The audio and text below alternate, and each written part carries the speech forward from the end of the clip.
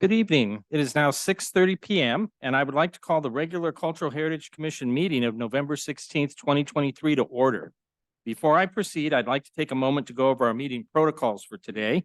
The South Pasadena Cultural Heritage Commission meeting for November 16th, 2023 will be conducted in person. To maximize public safety while still maintaining transparency and public access, members of the public can observe the meeting via Zoom. Staff, would you please take the roll call? Commissioner Cross, Present. Commissioner Dean, Here. Commissioner Morris, Vice Chair Lopez, excused absence, and Chair Gallatin. Here. You have quorum. Thank you. Okay, at this point, we will do approval of the agenda. And commissioners, do you have any requests for additions or revisions to tonight's agenda? Nope. Okay, I do. I have one request, and that is, well, no, as a matter of fact, scratch that because now we have a full complement of commissioners. Never mind, scratch that. Okay, so seeing no request, I would like a vote of the commission to proceed with approval of the agenda as submitted. Okay. Yes, second. Second. Okay. All in favor, please say aye. Aye. Aye. And none opposed. All right. Next up is disclosure of site visits and ex parte contacts. This is the time for the commissioners to disclose any visits to items on locations on tonight's agenda. And we'll begin with Commissioner Cross. Well, Fremont, I go by that frequently. Laurel, no. Commissioner Ding. Nothing to report. Commissioner Morris. And I have nothing to report. Okay, now is the time for general public comment. This is the time for public comment on general items that are not on tonight's agenda. Staff, have we received any public comment cards here in person, or do we have anyone on Zoom? We have not received public comments in chambers. Guest on Zoom, please click the hand icon to make a public comment on matters not on the agenda. And we do not have public comments via Zoom. All right, very good. So at this point, I'll close the public comment period and we will move on to our first item, which is a presentation regarding 1831 Laurel Street. Staff, could we please have that report? Good evening, Chair Gallatin and members of the commission, matching planning manager here. And this item before you is a presentation from the property owner as well as the project architect regarding this particular address. And this address has a long history of a code enforcement issue. And the new property owner recently purchased this property, and they're in the work to renovate this property. And the applicant would like to, well, actually, the property owner and the project architect would like to kind of present the commission what their ideal, what their plans for this particular property. And Matt, before we hear from them, I believe Commissioner Morris needs to announce that she's recusing herself and temporarily stepping out of the chambers.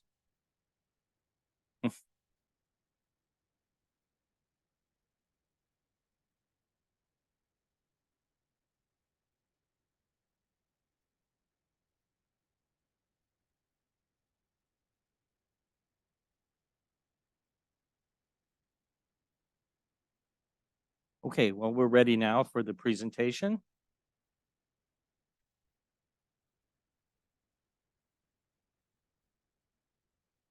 See Dahl Architects coming to the podium. Dad, is that a laser pointer? Is that legal? I don't know.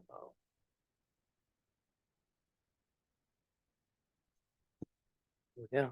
Hi, I'm Steve Dahl with Dahl Architects, and this is Adrian Dahl, our project manager for this property, 1831 Laurel Street. And this is Mark Galley, the property owner, the very proud, I think he's still proud, property owner of what was kind of the neighborhood haunted house. For the staff, not supposed to mention things, but Chris Morris actually lives right next door. So she has an obvious conflict of interest. So it's too bad she's out of the room. So there's the slides. Do you want to go for that? Yeah, sure. So basically, this is where the house is, on Laurel Street between Marengo and Milan, north of Huntington. This is a satellite view of the home. And then this is what it looks like from the street. So I don't know if any of you guys are familiar with this house, but it was built in 1910, and then was very modified sometime in the 50s, which is when that metal railing was added. A lot of the windows were changed. They redid the kitchen on the inside and some other changes. So in 1910, when it was built, it was pretty much the only house on that block or in the area. You can see on Milan on the right there. That's not just missing data, that whole block was empty. So this was one of the first houses in the area. And then by 1930, it was more filled in. So you can see the highlighted one there. The two houses next to it were just added in a kind of a seemingly random location on the block. But this one, while it was there first, was in a different location. This is just a closer look at that block. These are the old Sanborn maps. So going back to the satellite view, you can still see the similar pattern of after this was built out in the 30s. But if we zoom out, oh, actually, sorry, I skipped ahead. So the existing house here was built 60 feet from the property line. And actually, interestingly, the property line on Laurel is 5 feet in from the sidewalk. So effectively, the house is 65 feet away from the sidewalk. While the neighbors, which are the only two other houses on the block that face Laurel, are 25 feet and 40 feet, so much closer. So the average setback for the block, which is the zoning code requirement, would be 32.5 feet, but then the minimum is 35 feet. So our plan is to move the house forward to match kind of the setback of the other homes on the block. Which right now, well, okay, so these are the other two houses on the corners there, which don't face Laurel, but their setbacks along there are even smaller. So basically, when you walk down this street, it's kind of like, it's more of like a back alley where every house is so far away. It doesn't have like a neighborhood kind of feeling. It's more of like you're seeing the side of the two corner homes, their garages, and then these other houses that are so far away that it just doesn't have the same kind of feeling that the rest of the neighborhood does. So if we zoom out even further, you can see kind of the pattern of the rest of the neighborhood and its setback. So these yellow lines, pretty much all of those other blocks have a consistent front setback, which really changes the way that the whole streetscape feels when you walk down it. Whereas this block right here has this pattern. So especially with the 60-foot setback on this property, it's kind of like a black hole where you walk down and it's just so far away from the street that it's disruptive. So again, this is what it looks like from the street today, but 10 years ago, it looked like this. So you can kind of see a corner of the house peeking out over there, but the rest of the front yard was a jungle. And hearing from other people in the neighborhood, this house has been known as that for a long time, where it's just dark.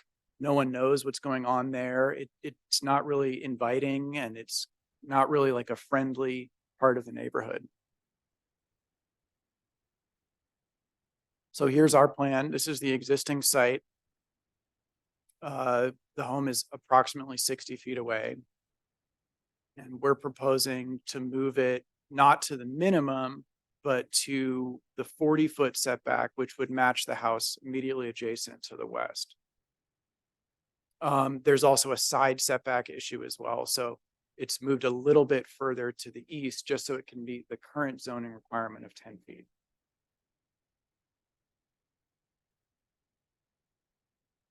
So we're not here right now as a public hearing, but we wanted to get your feedback about this whole project and this process, because it is kind of tricky where this house is in obvious disrepair.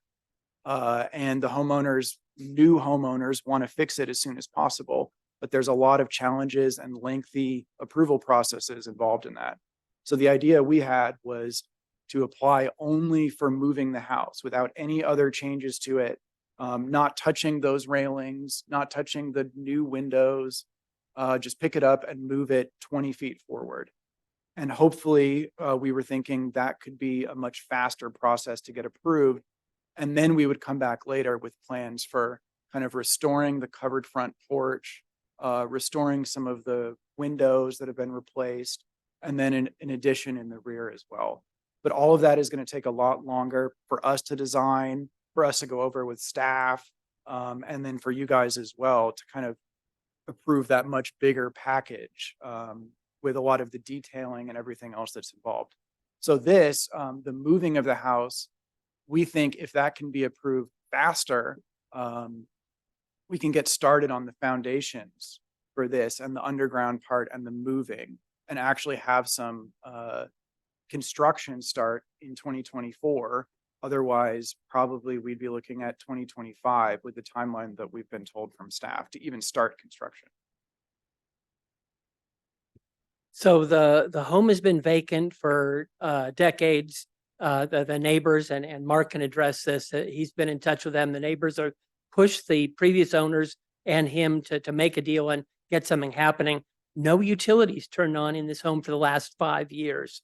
There was coyotes in the home, homeless people in the home. There's an extensive code enforcement list from Chris, your esteemed code enforcement officer at the city, that Mark and his family have already met with him trying to get this done. But what we really need to do is protect this beautiful historic resource, get a real foundation under there. It's precarious now. The utilities are dangerous. If we can stabilize the home, Adrian and I, you've met with us before on many homes here in the town. We want to do this right. And part of that is going to be opening up on the inside, taking away the plaster to see where the headers were for the original windows. We have the permit file. Staff has been wonderful to give us all that. And as Adrian said, in the 50s, extensive changes were made. For instance, those front windows were lengthened. There's no wood windows there in the front at all. These are aluminum. There's a lot of louvered jalousie windows in the home. It's really a shame. So it's going to take us some time to really uncover this. We've discovered with other homes working here in town, once you take off that plaster on the inside, and we hate to do that before the home is moved and stabilized and supported, because the plaster gives it some support now. So we can keep the plaster on and move it, stabilize it, get a good foundation. Then we start opening it up. We discovered another home underneath the siding was shingles. So, you know, what is the real historic underlayment that used to be on this home? The shutters on the front are not original. A lot of it's not original. The wrought iron is just criminal. It's great. We've got some good before photos. We have some other photos he's dying to show you. This is the rear. So the aluminum awning in the back, the windows are boarded up. There's another awning on the second floor, and it's got to be boarded up. So then inside, it's all dark because people kept breaking in, and even the coyotes were jumping through the windows. So on the right there, you can see a big aluminum sliding glass door. None of this is original. It's a real shame, but to uncover and see what was really there. On the left is a pop out, and that gets too close to the west property line. So as Adrian said, when we pick up the home, it's 7.5 feet now. We need to reestablish it at 10 feet away because we can't break the code with a new location of the home. That pop out is even new from 1933, but it's there long enough that it's established, and it's pretty cool. We really want to do this right. And it's really been fun working with you guys, with staff, and sometimes with chair reviews in the past to kind of chip away at these things and do it properly. But, you know, could this take a year? Sure. But the key thing is to move this and get it secure. And so that's why we're here tonight. When we return in, and we don't know if it'll be, say, in your January meeting, if we can coordinate with staff, or whether this would do a chair review first. We're not really sure. We're still working with staff and everything to work this out. could you guys, there can be no decisions made tonight at all, and your neighbor is out of the room, but if you could give us some feedback and say, hey, Steve, Adrian, or Mark, have you thought about this, or what about that? Or when you come back, I'd really like to see this, or I'd like to know this kind of question or answer. If you have any thoughts, we'd love that, just so we can be more prepared when we do have a real meeting coming back. And I'd really like to thank Matt for putting this together and allowing us to come in here for just kind of a quick concept review with no decisions or discussions made, because it wasn't really a properly noticed thing for the neighbors or anything. Mark, do you have anything you want to contribute before we have them make a few comments? He's got 4 kids, so his wife is wrangling them right now. She should be here soon. 2 of them are thankfully home. First, thank you for just giving Matt, thank you for the chance to present, and Steve and Adrian, and to the commission. I think one of the things, and Steve raised this a little bit, we're excited to restore this property. We're a South Pasadena family. We live right across from the park today with our 4 kids in a smallish backyard. This affords a pretty sizable backyard, which we're really excited about. Son's best friend lives right across the street, other friends. The vision of walking to school together is real for them. One of the issues that I just want to emphasize, I think the house feels today pretty unsafe. And part of our strategy is to restore it, but to create that line that Adrian was showing, we think actually has to do with safety a bit.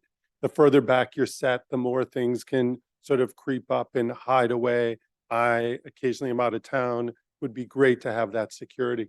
So part of this obviously is to create the foundation, which makes the house safer, do all of the things that we believe will help us have a house that is not just solid structurally, but energy efficient and everything else down the road, but also that creates that safety, congruency with the rest of the neighborhood. And I have to say, when I first walked up to the house, as excited as I was, the first thing I said was, wow, that feels very oddly set back. Feels a bit of a mistake almost, not to say that it is, but it felt that way. And it's no small expense. It's no small feat to try to move it, but we believe that it will allow us to really create the home that not only works for us, but I think works for the neighborhood. So we appreciate your consideration and your thoughts on how to help us make that happen if it's possible. Well, thanks. Looking at the front elevation, besides the shutters, the horrible aluminum windows, the wrought iron railings, more appropriate in New Orleans or something than in this craftsman home. You look up above, and there's some nice beams and detailing there, but I don't think the siding was original at the top. You see those 2 little mechanical vents, again, probably from the 50s. I'm sure that was some sort of a nice lattice up there. And these are things, I'm hoping it's still underneath there. It's going to take us a while to unravel this, but we thought if we don't touch a thing, there's really no determination of appropriateness other than moving the home, because we're not going to touch a thing. All the ugliness, everything, no decisions, no thought goes into this. It's all going to be later, phase 2. We thought, could that simplify it? What do you guys think? It's a heck of an idea. All right, does that conclude your presentation? That's Mr. probably Dahl? enough for Unless tonight. you guys have any specific questions. I think we may have a few. And I'll start with a question to Matt. Can they get started on this tomorrow? It would be great, but I know we've got steps to follow. So seriously, my first question to Matt is, if they are not changing anything to the existing house, merely moving the house forward a few feet, does that qualify as an alteration under our ordinance? Thank you, Chair Gallatin. Staff has looked into the code kind of when staff was discussing the project with the property owner and as well as the architect. Staff found out that the code section does mention that if there's a relocation of a resource or character defining features, that will subject to this body review and approval. Unless their relocation or demolition of non-historical character defining features, then that could be subject to a chair review. So in order to take the first step to relocate the house without any alterations to the exterior features, would it have to come back here for a certificate of appropriateness? The project itself was subject to a certificate of appropriateness, yes, but also when the project is going to be involving relocation, staff will have to evaluate a new setback requirement. Since if you're relocating, what we need to do is kind of correct any legal non-conforming, for example, setback. And in this case, it appears that the applicant's willing to make that 10-foot side yard setback. I was interested to hear about that front yard, front property line being set in 5 feet. Anybody know the genesis of that? Was that a dedication to the city for So we future street actually, widening or? we were actually out there this week for a Mhm. different project looking at that. It's really weird. Our survey is showing that the property line is 5 feet 2 inches to the south of Laurel. Mhm. But I don't know if I have the whole tax map on here. And we're on the south side of the street. The others, or the whole width of the street is 80 feet, but we measured from back of sidewalk to back of sidewalk Mhm. 65 feet, Mhm. which would imply that the north side of Laurel, the property line's 10 Yeah, feet off. right. It's the oddest thing we've ever seen. We have not seen that sort of thing before. Mhm. So the street that you've all probably driven down Laurel, it's pretty wide already. But why was it so wide? And why did they go ahead and build everything so much smaller? It's odd. Mhm. That was one of the things we talked about with staff as well, about can the setback be from the sidewalk instead of the property line? But Mhm. I think that's not a possibility. Okay. Who was the subdivider? Did it have a name on it? I don't know, and the shame is in the all the permit records from the city, there's no copy of the original permit. So darn, we have that missing information. The Sanborn maps are happy, wonderful to see, and there's also clues about what was there originally. You can see a dotted line that there used to be a covered front porch, and so we want to bring that back. So we're leaving 5 feet extra for that, but that again will be a next step.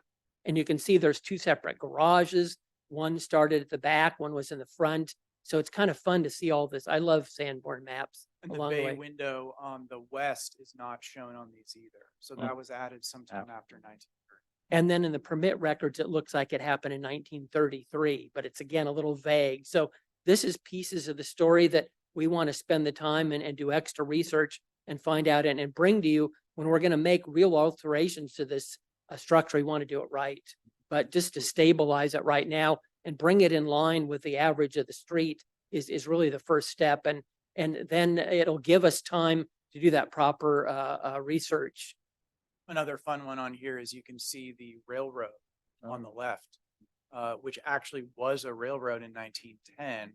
But then by 1930 on this one, it had been subdivided and then it's part of the surrounding properties. And there's other ones that went through town. Of course, when I was a kid, the train actually went along the west edge of Garfield Park, Right.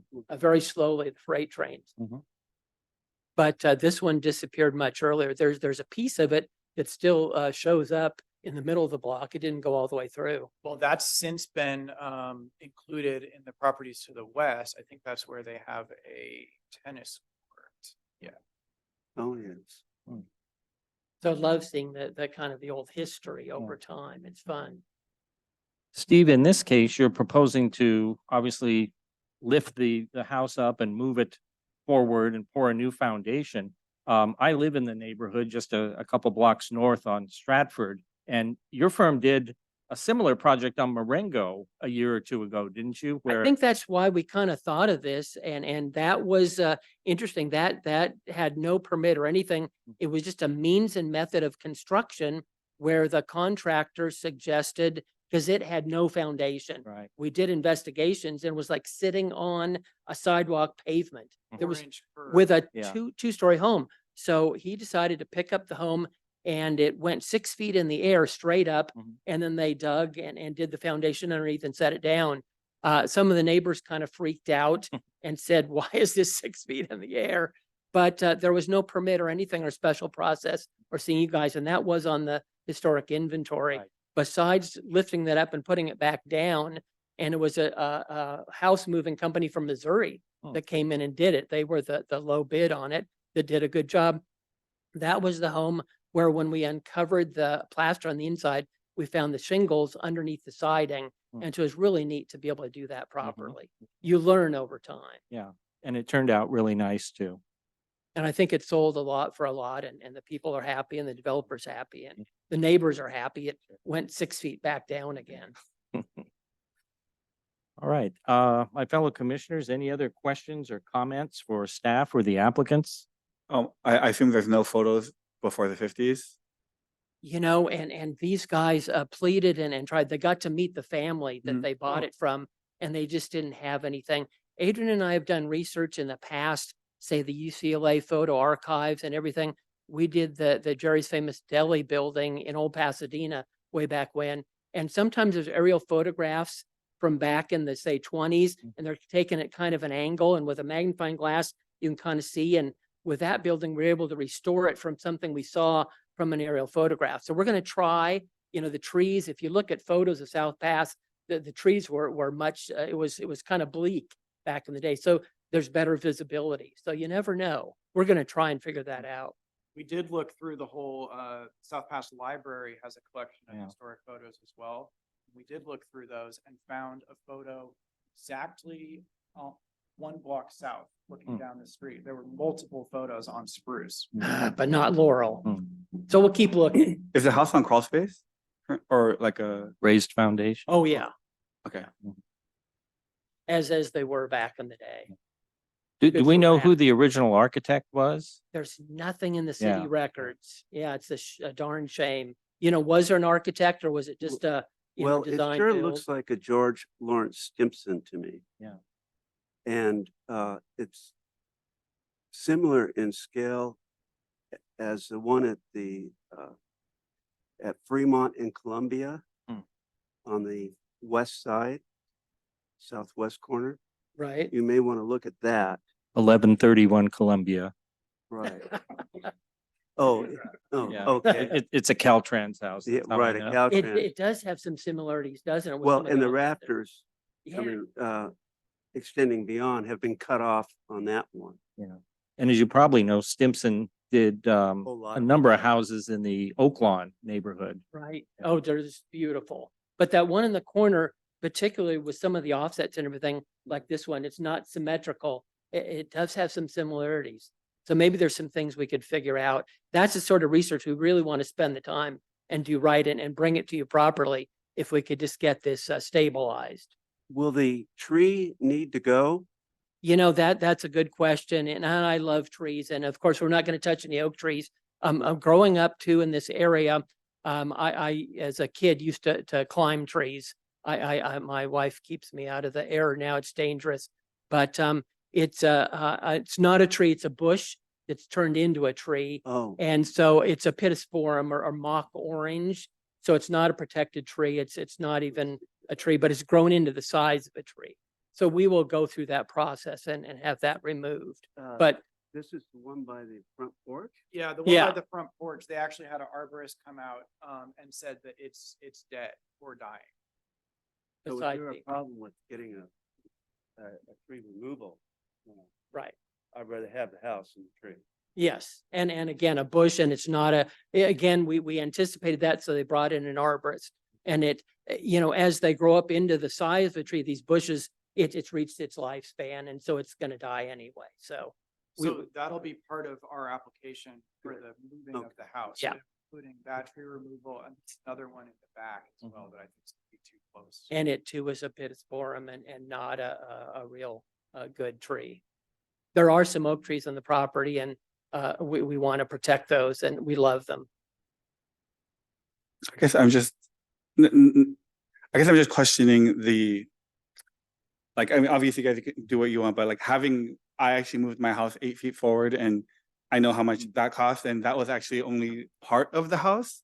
So I feel like if you guys are gonna plan on doing more structural changes as phase 2, would it not make more financial sense to have identified all of those, and maybe you don't actually have to move the entire house forward, right? Like maybe you're only keeping certain segments of the house as part of this review process. I'm just trying to say that I feel like it's going to cost a lot of money to move the whole thing forward, and then be like, okay, we're going to knock down this wall or add back here or try to modify the roof line or something like that in a historically respectful manner, obviously. But I guess just having gone through this, I feel like had I moved my entire house forward and then started saying I'm going to add here or try to change this, I feel like it would have driven our budget up a lot. And I do understand the wanting to start right away, but I guess that's just my comments more than questions, is that at the end of the day, we may still take the same amount of time and potentially save money. But Thank- you guys, that's up to you guys to do all the engineering and planning on that. But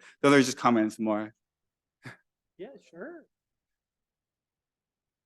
Done raising the kids. Yeah, Yeah. my wife Christina here. Yeah. I appreciate the question, Yeah. and frankly, we've thought a little bit Okay. about this.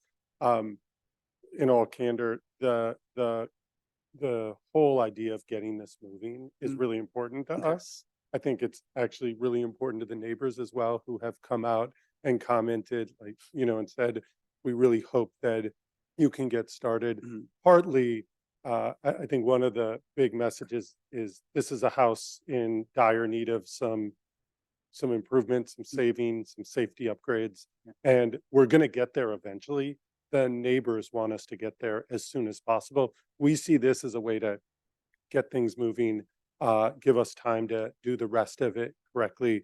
No doubt there'll be some costs that we'll take on because we did this in phases, Mhm. but maybe it's outweighed by the fact that we're going to get, if this works, to a total solution finished faster, if you will, with a project that we believe will make Okay. sense and honor all the historic aspects that I know this commission and frankly we care about a great deal. We did do some renovations at our home right across from the park on Stratford as well, and went not through the CHC but the other body, and felt like that process was really helpful to make sure we sort of painted between the lines, if you will, and so we look forward to that. But the sooner we can get started by doing this sort of phase that we're going to have to do anyhow, Mhm. we believe it's just going to be Okay. better. So yeah, a little bit, hopefully a little bit of expense, but we're prepared for that if that's what it's going to take. On the other hand, kind of behind the screen here that maybe you didn't want to mention, and nobody should move a house until they know exactly the whole end game. And so these guys are pretty smart. They have us already designing everything interior and a potential rear addition. Following the Secretary of the Interior guidelines, we don't really want to touch or modify the front, anticipating going through that process later. The overall roof lines, the defining signature characteristics of this home, we're not going to touch. There will be a rear addition that'll have a separate foundation. And again, even on the inside, we're working with them to try and keep all those main walls.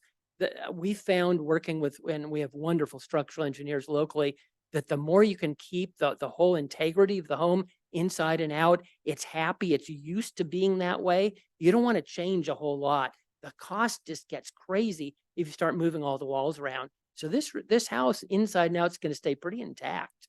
There will be that separate addition to the rear, and that's another critical reason to move the home forward. The pool is in the back, and there really isn't the room unless we move that forward too. So it kind of solves both problems, but they won't blindly go into this. They're going to know exactly within some fuzziness working with you guys later on, kind of what we're thinking about later.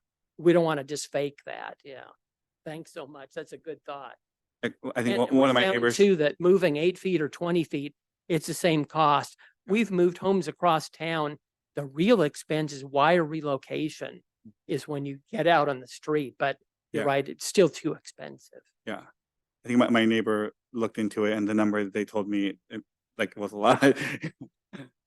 Yeah, but you look at what we've talked with contractors, with a lot of experts already. We didn't come into this quickly or flippantly, and the cost of an all-new foundation is huge. So you kind of offset that with the move and the foundation, and the net change isn't that much. It sounds crazy, but it's still too much. All right, any other further questions or comments? No? Well, I just want to reiterate, I'm thrilled that the Galleys are acquiring this home. Again, I live in the neighborhood, so I've driven past it and walked past it a number of times. And Adrian was being, I think, rather reserved and polite in his description of just how decrepit the property has been for so many years. And I'm familiar with Mark and Christina's current residence on Stratford, and they are very, very conscientious about, maintaining it and keeping the character defining features preserved. And so I'm just thrilled that they're taking this on as their new home. And before I forget too, I just want to mention, I know this is kind of off topic, but I wanted to say publicly a big thank you to Mark and Christina for your service during the pandemic. I know you guys are both in public health, and I think each of us in California owe you a big debt of gratitude for all the work you did to help us get through that. So, thank you. Yeah. It's a privilege. Thank you. We'll see you guys soon, and we're in great hands with your staff, and thanks so much. It's a joy working with them. Just in closing, is there anything else that when we come back for the formal hearing that you would want to see included in this, other research or other facts or anything else about the house process? Well, the first phase. Again, I think Commissioner Cross made an astute observation of the similarities between this home and some of Stimson's work. If you could do a little more digging on that and see if there is an association there, because that would be, to my knowledge, the first Stimson in this part of town. I know of some on Ramona. I know of some on Oak Knoll, not Oak Knoll, sorry, Oak Lawn. Thank you. Yeah. And yeah, that would be a neat thing to find out. Something that you guys will have to do down the road anyways, but like you mentioned with the neighbors might like to see some sort of landscape plan for the front yard so they can visualize what it might look like, not but Bring it's- back the jungle. yeah, it's not that definitely. current state, but yeah. We've been told that all of the quote grass is a weed, that the large tree in front is a shrub that Yeah. is just overgrown.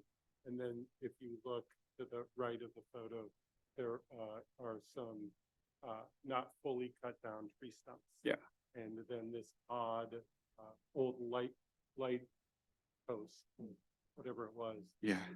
And we would look forward to removing and changing. Might help with context. All right, thank you. All right. Thank you. Thank you very much. Okay, we'll now move on to our consent calendar items, and we have two consent calendar items tonight, two sets of minutes. They are from our regular meeting of June 15th, 2023 and July 20th, 2023. So the recommendation is approval of these action minutes as submitted. Is Chair there- Gallatin, if I can interrupt, sorry, maybe we can have Commissioner Morse come back to that. Oh, I'm sorry. Yes. Boy.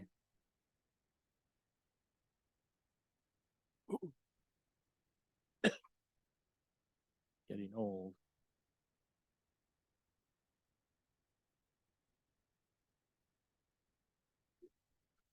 Good. Great. Yeah. Would see it. And be up in front of the owner. No, he is.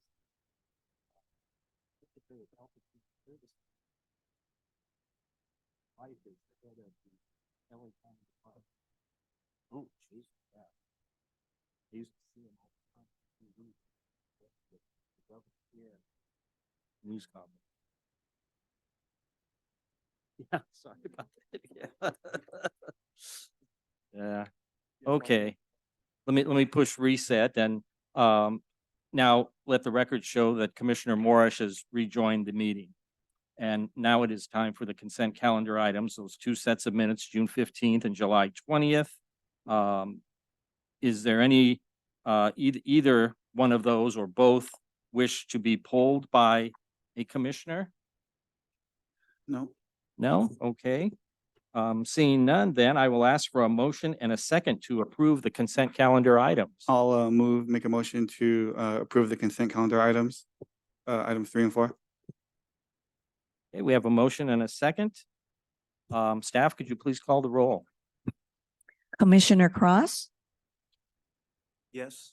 Commissioner Ding, Yes. Commissioner Morris, and Chair Gallatin. Yes. Motion carries. Thank you. Now is the time for our public hearing item. And tonight's public hearing is for 1907 Fremont Avenue. This is a request for a new business sign, Haruki Lash, located at 1907 Fremont. And to present the staff report, we have Braulio Madrid. Thank you, Chair Gallatin, and thank you, commissioners, for attending tonight. Hopefully, I won't be taking up too much more of your time. With that said, again, my name is Braulio Madrid, and today I'm happy to present to you item number 5. It's a new proposal of a commercial sign, project number 2570, for a certificate of appropriateness for a new wall sign.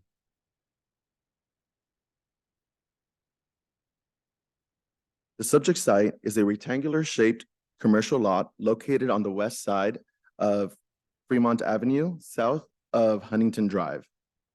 The property measures approximately 3,386 square feet and is currently zoned commercial general.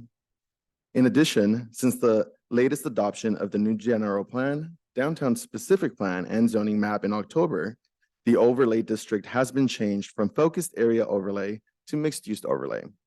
Please note that the change in the overlay district does not change the base zoning of commercial general. Therefore, the development standards remain the same.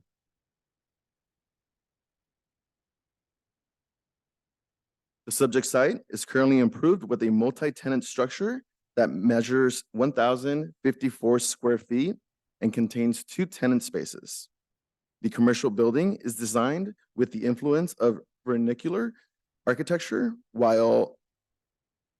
which allowed the property to be listed in the city's local inventory with a status code of 5S3 for potentially being a historic resource that is individually eligible for local listing.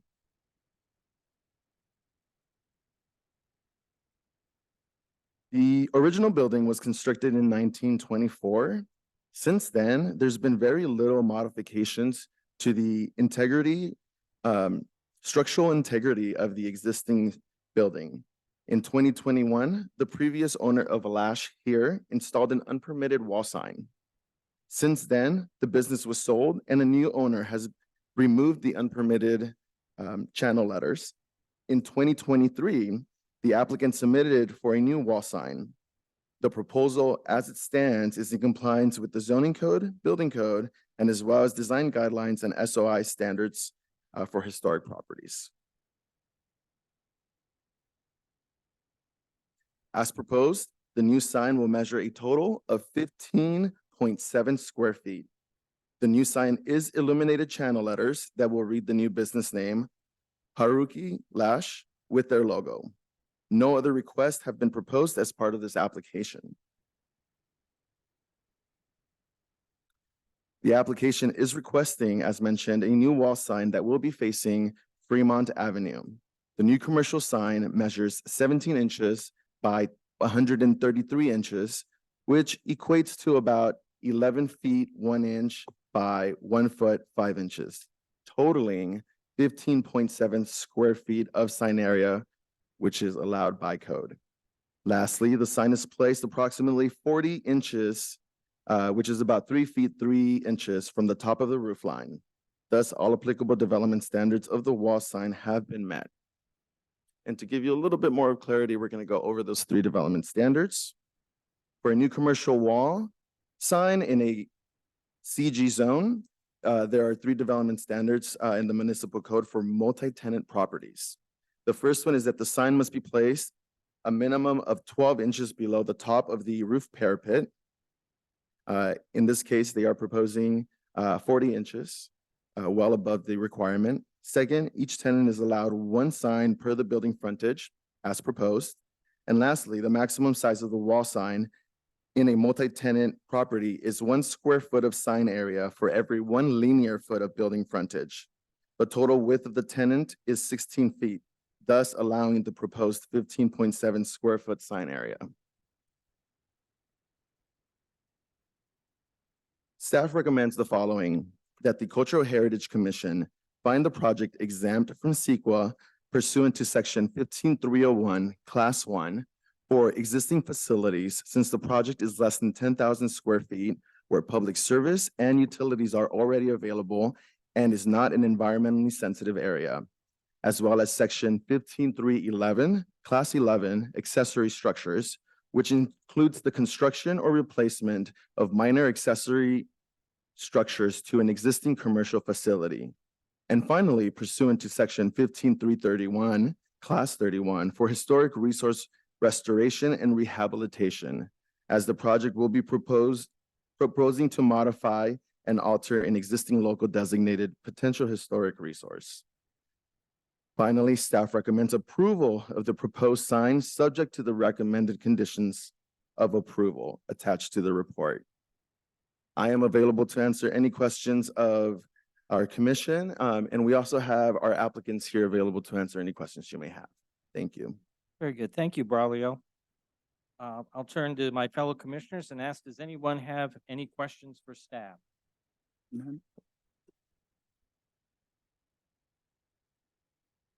Commissioner Cross?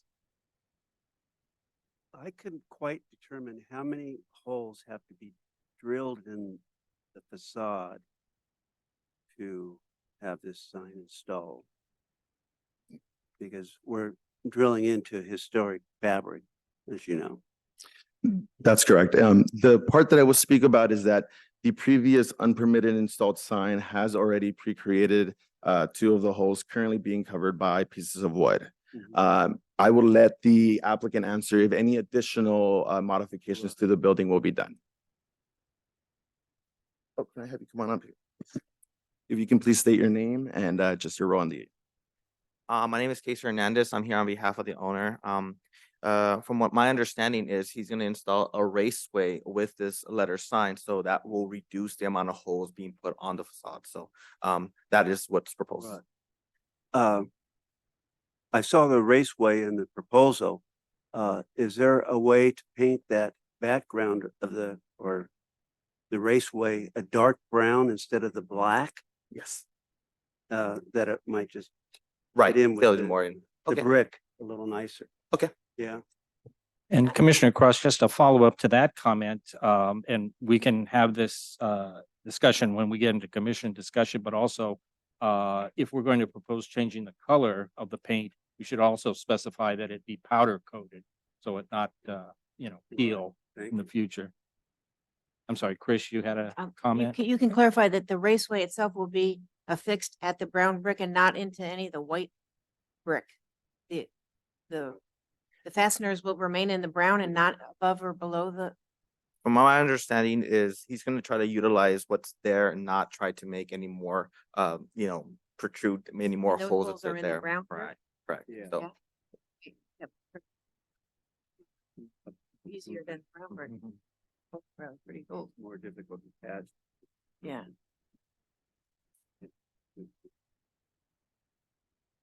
Commissioner Ding, any questions? Not at this time. I had no questions. So at this point, we can open the public hearing, and I'll ask staff, were there any public comment requests received here or anyone on Zoom wishing to make public comment? We have not received a request for public comments in chambers. Attendees participating on Zoom, please click the hand icon to make a public comment on item number 5. And we do not have any public comments via Zoom. Thank you. We'll now close the public comments and have discussion amongst the commission. Who would like to start the discussion?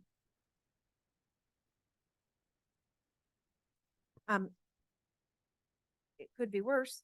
And I think if it was painted, if the raceway was painted brown, and as long as the white brick isn't touched by it, I feel like it's okay. I wish the letters were a little smaller so they didn't affect the white brick, the background. I can't really tell by the picture if they intend to go over. Can you envision it in your own head?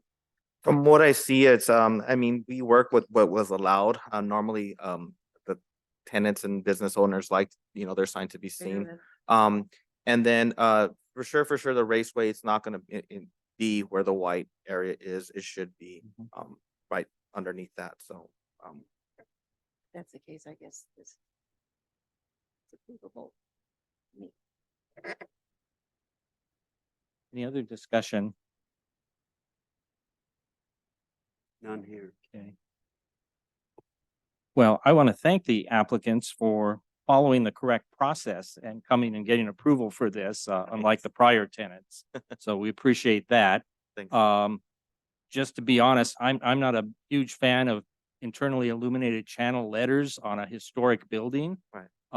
If I was doing it, I would probably use non-illuminated letters and have some gooseneck lamps or something, illuminating it from the outside. But nevertheless, I pored over our code and our design standards, and there's really nothing that speaks to this type of a sign, which is unfortunate. I would hope that maybe in the future, funding and staffing permitting, that we could work on some design guidelines for signs on historic buildings, because as I think we all know, signs can make or break a building. But again, I do appreciate the applicant following the proper process to come before us tonight, and I have no further comments or questions. Thank you. If that's the case, I would make a motion that we approve the project as submitted. We can make the mandatory findings, and I think the project specific findings, number 2, number 7, and number 8. As well as the conditions that are listed. I will second. Did you, I'm sorry, Commissioner Morris, did you want to make a condition regarding the paint color on the raceway? Yes, may I And amend that? method of application? Yes, just to state that we'd approve the project as submitted, assuming that where it is affixed is within the brown brick, and that the raceway behind it, it matches the brick as close as possible So, more natural color and power coating. in powder coating. And I'll second. Okay, we have a motion and a second. Staff, can you please call the roll? Commissioner Morris, Commissioner Ding, Yes. Commissioner Cross, Yes. and Chair Gallatin. Yes. Motion carries. Okay, thank you. This project has been approved, subject to the conditions of approval. This decision is final unless an appeal is filed within 15 days from today. No construction or activity may commence during this period. Appeal forms may be obtained from the city clerk's office. Thank you. This closes the public hearing for agenda item number 5. All right, well, that concludes our only public hearing tonight. And now we have a discussion item on the process for demolition of accessory structures. Thank you, Chair Gallatin and members of the commission. For this particular item, Chair Gallatin requests this discussion to be placed on tonight's agenda.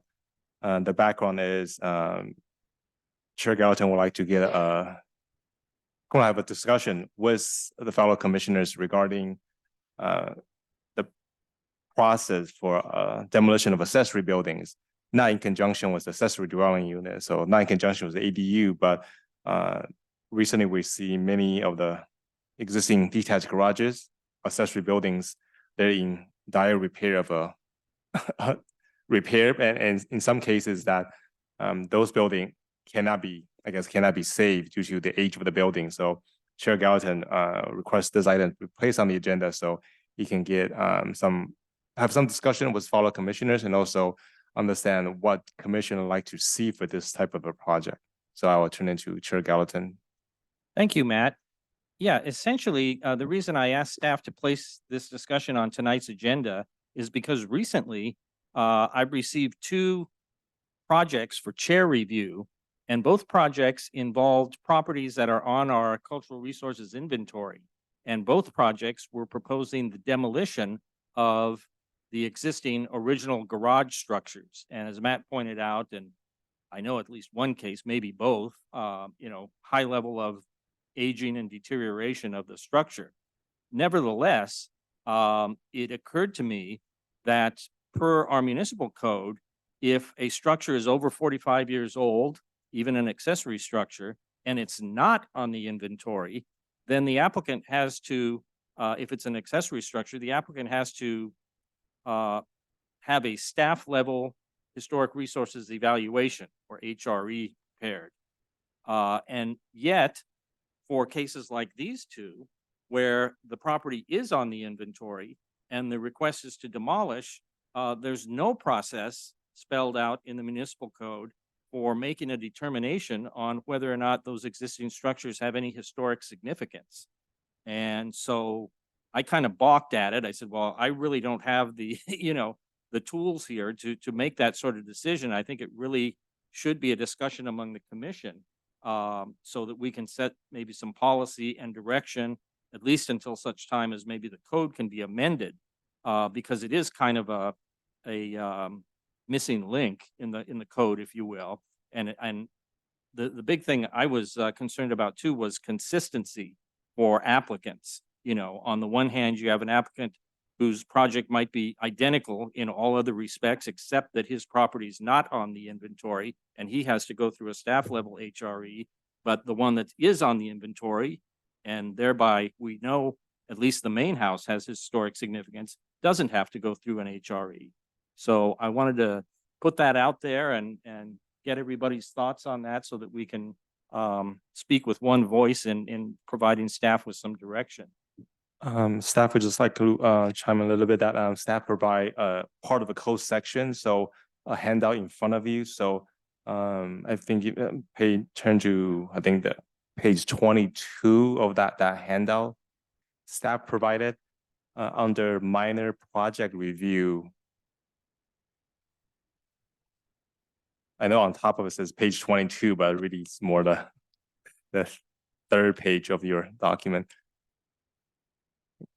Under minor project review, the code discuss the process, for example, involves demolition or relocation of non-character defining features, non-contributing additions, garage accessory structures, or incompatible or previously replaced window, doors, or siding materials. So staff just provide this section for the commissioners to kind of to aid, to assist with your discussion. Thank you, Matt. I think the operative phrase here is non-contributing. And it gets to my point of how do you know if it's contributing or not if there hasn't been a historic resource evaluation done to make that determination?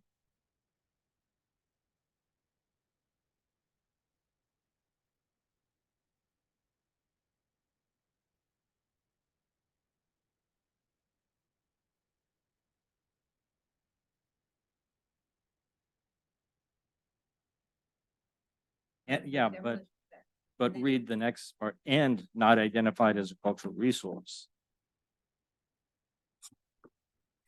That's the distinction about not being on the inventory versus being on the inventory. And maybe for my enlightenment, at least, Matt, could you kind of briefly explain what's involved with a staff level HRE? As opposed to a full-blown HRE like we would see on a proposed demolition of a house. Yes, so if commissioner recall, last year we had a city consultant, I think her name's Julia Arroyo, here with the commission kind of discuss, she set up a framework for a staff level HRE for the sole purpose of accessory dwelling units. Because for, as many of you know, for a ADU project, that staff had to process those ministerially in a time sensitive manner. So she established a framework, a template for a staff level HRE. So the template basically will be involving looking at comparing the detached buildings to the main house to find out what are the character defining features for the main house, and do we have that same feature associated with the accessory buildings. And also we're looking at other items as well. The age that this accessory building was built, and also the condition of building, and were any previous modification done to the accessory building. So the consultant at that time established a bunch of criteria so staff can use as a template framework to make that determination whether the detached building could be demolished to make a way for a new ADU. And I would point out that the two cases that I spoke of earlier, the two chair review cases, were non-ADU cases. There was no ADU being proposed in those cases.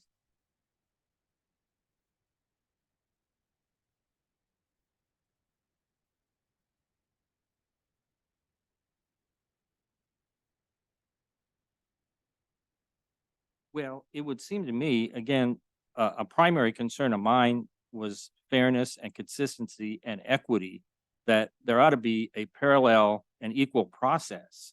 If the germane question to be answered is, does this accessory building have historic significance or does it not? The process should be the same in arriving at that answer, whether you are on the inventory or you're not. And right now, the force of law only applies to those that are not on the inventory, which seems a little backwards if you think about it.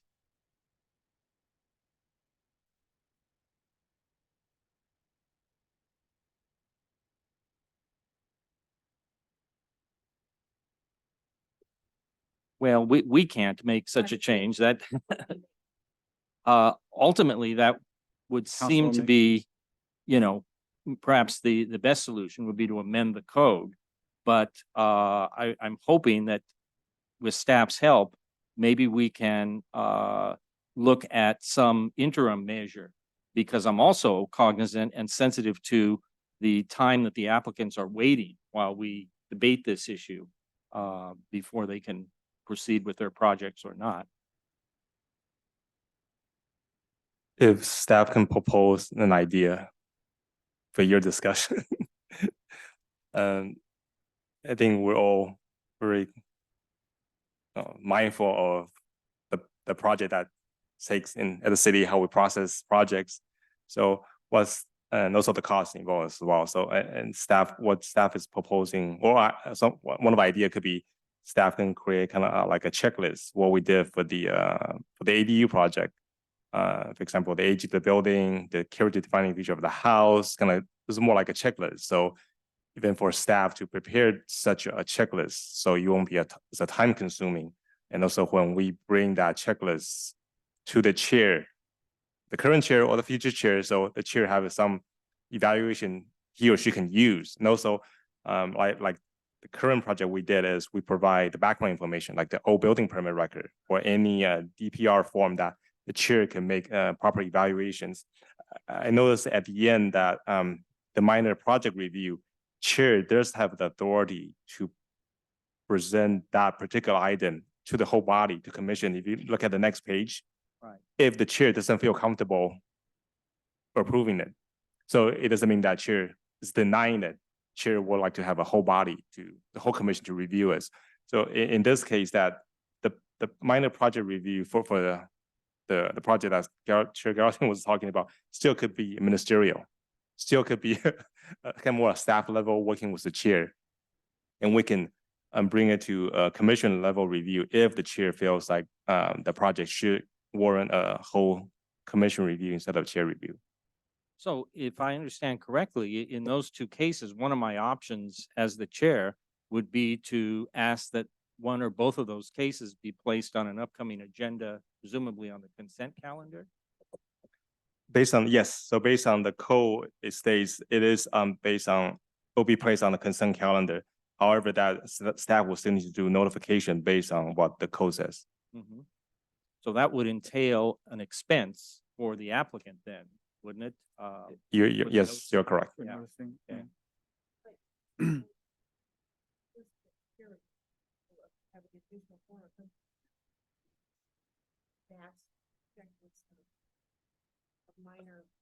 So what staff is proposing, create sort of a checklist, for example, identify the age of the building, the character defining feature of the house. It's more like a yes or no.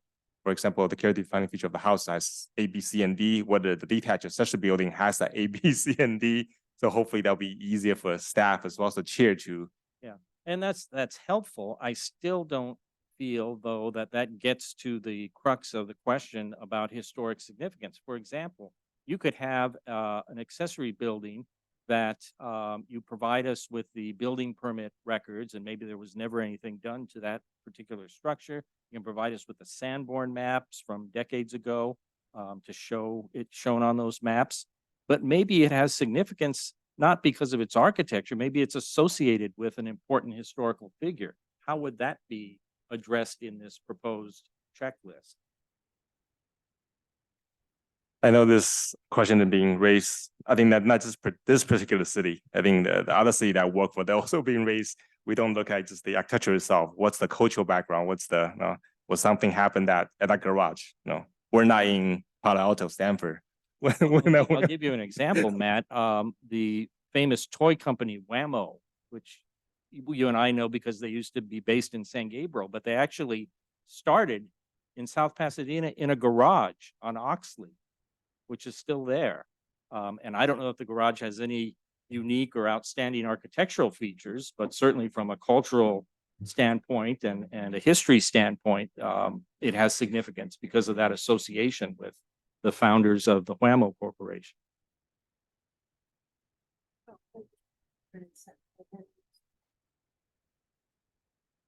You could, but again, how do you answer that question without documentation? See, when an HRE is done, that's researched and it's laid out for you. And the inherent danger, I guess I'm feeling, is that if that's left to the chair's discretion,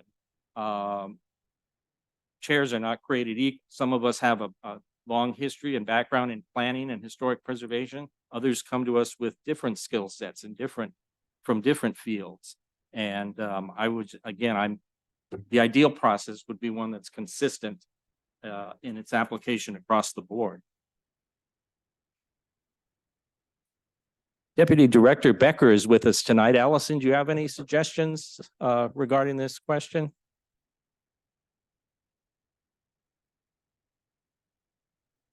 Good evening, commissioners, council liaison. There is a long list of fixes that are needed that we've talked about. And every time I come and, listen to Matt as he's kind of deliberating with issues that arise, that, there is no easy quick fix. I mean, that's the truth of it. There is an inconsistency in how properties are treated if they're on the list and properties when they're not. That's just simply how it is. Over the short term, the safest approach is to continue to use the disparate approaches, because at least that's consistent practice. And then the true fix would be evaluated as we're looking at the ordinances. So that's what I would recommend, that we include it. We are, perhaps Matt can talk a little bit about the work program for next year and our expectation that we're going to be looking at aspects of the cultural heritage ordinance. And perhaps this, becomes one of the topics that gets sorted out. All right, thank you.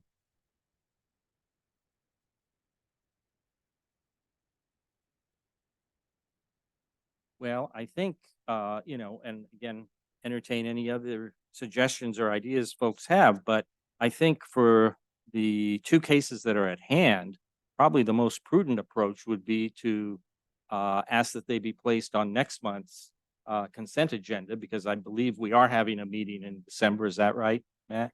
Yes, Chair Carlson, it's very likely that we'll have a meeting in December, and we'll get into the potential dates, but it is likely we do have items ready, so it likely we're going to have items in December. Okay.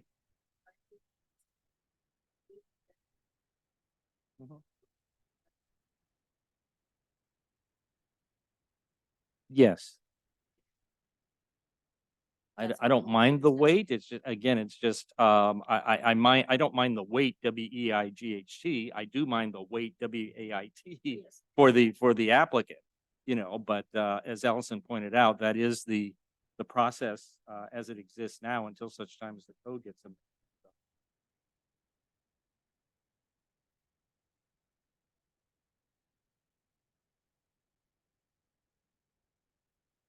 All right, Jeremy? Okay. Well, Matt, I think you have your marching orders then. Thank you, Chair Gallatin and members of the commission for the comments. We'll bring it to the next month's consent calendar item for your consideration. And thank you again for placing this on tonight's agenda. All right, now we go on to administration and begin as always with comments from our city council liaison. Madam Mayor Pro Tem. I don't have any comment. All right, thank you. And comments from commissioners. Anyone have anything to share? No? All right, very good. Any comments or updates from subcommittees? We got something about Wayne, 1716 Wayne, right? Conrado and I gave our thoughts. I think there's still some daylight between what the commission has expressed multiple times, seeing changed and it not being changed. So I'm kind of at a loss. I don't know about you, Braulio. What are you thinking? I thought it was pretty made very clear what suggestions we had. Thank you, Commissioner Jing. I think you summarized that very well. Yes, the applicant did provide additional options that he'd like the commission to consider, but the options really weren't hitting the problems, the issues that were being discussed during the hearing. So with more clear instruction on allowing them to look at the option to demolish part of the roof in order to accommodate that addition, they've gone back to the drawing board to see if there's something else that they can design. All right, thank you. Okay, and now it's time for comments from staff. Welcome again, Allison. Thank you. I just had a quick update for the commission. Well, a couple of updates. I think maybe the last time that I was here, which was quite a long time ago, we were talking about the launch of our revived landmark plaque program. And we had 2 takers who actually now have landmark plaques. So we're really pleased to have relaunched that program. And if you know anyone who might like a plaque for their landmark building, please send them our way. There's a link on our webpage, makes it really easy peasy to apply. And we can turn them around. This first batch was a little rocky, but moving forward, it should go fairly straightforward. Allison, I had the opportunity to attend a little get together at the Cox House about 2 weeks ago in celebration of the landmark designation. The plaque looks great. Oh, The good. homeowner good, put good, it right good. out front where you can see it from the sidewalk and the street. And I asked her, I said, how was the process going through? She said, fine. She didn't have any issues with the process involved. So that was good to hear. Yeah, good. I'm so glad to hear that. So yeah, in addition to that, as you all know, the planning division has been consumed with completing the general plan update, the downtown specific plan, the rezonings. We passed our cure period. We did not receive a challenge for under CEQA. And so we're all set to rock and roll next year with our new plans. So that's a big step forward for the city of South Pasadena. And another beloved long-standing issue around the disposition of the Caltrans properties. We made a big step last month with City Council's approval of the selection of a real estate firm to help us navigate that process. As a part of that, obviously, we have a number of historic resources which will be sold, and that will require the city to identify, working with the prospective owners, preservation plans and kind of legal instruments to ensure that the preservation plans are followed. And so we heard from the Preservation Foundation about their interest in participating in that process. And so now we'll organize a meeting to discuss phase. But that's another really big project that's going to be coming forward before you know it. So we'll be happy to keep you all apprised of the progress on that as well. Quick question for you on that one. That process that you just described, that obviously is in reference to the unoccupied historic homes. Is that same process going to be incorporated for those where Caltrans is selling directly to a current tenant occupant and the home is historic? We literally just this week have begun to turn our attention to the whole universe that is properties that are currently occupied. And so that will be a part of the, program design is kind of thinking through those issues. Right. So thanks for raising it early. All right. Anything else? That's what I got now. Happy Okay, holiday. great. Enjoy your turkey and we'll Thank you see very next much. month. All right, if there's nothing further, I'll entertain a motion to adjourn. Okay. All in favor? Aye, okay. We are adjourned to the regular Cultural Heritage Commission meeting of Thursday, December 22nd, 2023 at 6:30 PM. Thank you, everyone.